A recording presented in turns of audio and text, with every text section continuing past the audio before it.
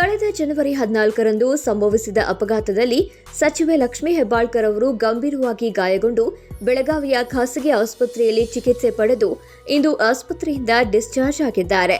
ಇಂದು ಬೆಳಗ್ಗೆ ಆಸ್ಪತ್ರೆಯಿಂದ ನಡೆದುಕೊಂಡು ಬಂದು ಕಾರು ಏರಿ ಮನೆಗೆ ತೆರಳಿದ್ದಾರೆ.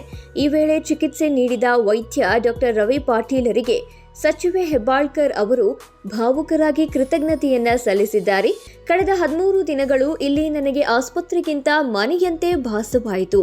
ನೀವು ನನ್ನ ಕುಟುಂಬಕ್ಕಿಂತ ಕಡಿಮೆ ಇಲ್ಲದಂತೆ ನನ್ನನ್ನು ನೋಡಿಕೊಂಡಿದ್ದೀರಿ. ನನ್ನ ಕಷ್ಟದ ಸಮಯದಲ್ಲಿ ನೀವು ನನ್ನ ಪಕ್ಕದಲ್ಲಿ ನಿಂತು ಪ್ರಬಲವಾದ ಬೆಂಬಲ ಮತ್ತು ಕಾಳಜಿಯನ್ನು ತೋರಿಸಿದ್ದೀರಿ. ನಿಮ್ಮ ದಯೆ, ತಾಳ್ಮೆ ಮತ್ತು ಸಮರ್ಪಣೆ ಹೃದಯ ಸ್ಪರ್ಶಿಯಾಗಿತ್ತು. ನೀವು ಹಗಲಿರುಳು ನನ್ನೊಂದಿಗೆ ಇದ್ದು ನಾನು ಸದೃಢವಾಗಲು ಕಾರಣರಾಗಿದ್ದೀರಿ ಮತ್ತು ಧೈರ್ಯ ಕಳೆದುಕೊಳ್ಳದಂತೆ ಪ್ರೇರೇಪಿಸಿದ್ದೀರಿ. ನಿಮ್ಮ ಪ್ರೋತ್ಸಾಹ ನನಗೆ ಶೀಘ್ರ ಗುಣಮುಖ ಆಗಲು ಶಕ್ತಿಯನ್ನ ನೀಡಿತು. ನಿಮ್ಮ ಸಹಾನುಭೂತಿ ಮತ್ತು ಪರಿಣಿತಿಗೆ ನಾನು ಎಂದೆಂದಿಗೂ ಕೃತಜ್ಞರಾಗಿರ್ತೇನೆ. ನಿಮ್ಮ ಎಲ್ಲ ಪ್ರಯತ್ನಗಳಲ್ಲಿ ಯಶಸ್ಸು ಸಿಗಲಿ.